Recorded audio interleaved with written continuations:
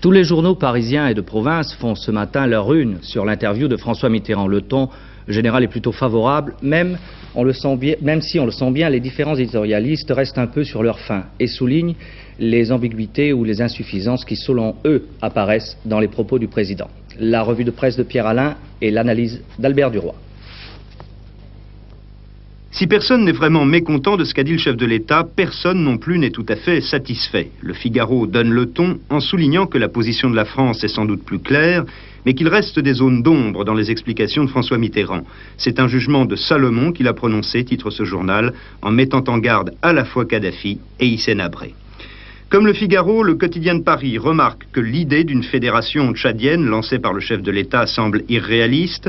Selon le quotidien, rien dans ses propos n'indique qu'il ait la moindre idée sur la manière de sortir de l'engrenage. Sa marge de manœuvre est extrêmement étroite. Même interrogation pour les Échos, comment sortir de ce guêpier? Pour le quotidien de l'économie, les explications du président de la République étaient surtout à usage intérieur, tiraillé comme il est entre les communistes qui lui reprochent sa politique de la canonnière et l'opposition qui le harcèle de questions gênantes sur ses atermoiements.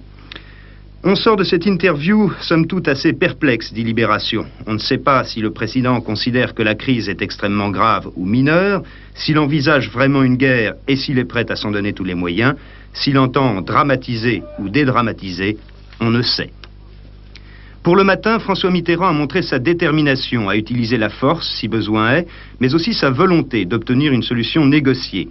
Ce journal compare l'expédition française au Tchad à celle de la Grande-Bretagne aux Malouines, des opérations exemplaires selon le matin, de nature à soulever les polémiques bien sûr, mais aussi à mobiliser l'opinion publique et favoriser un consensus national. L'Humanité, enfin, approuve la volonté du chef de l'État d'aboutir à une solution négociée. C'est la vocation de la France de tout faire pour y parvenir, dit Roland Leroy. Mais il ajoute que les inquiétudes des communistes ne sont pas dissipées. Nous trouvons dans le texte du président de la République la confirmation de nos craintes, dit-il, en citant François Mitterrand lui-même. Les Américains se sont beaucoup occupés de nous, oui, beaucoup.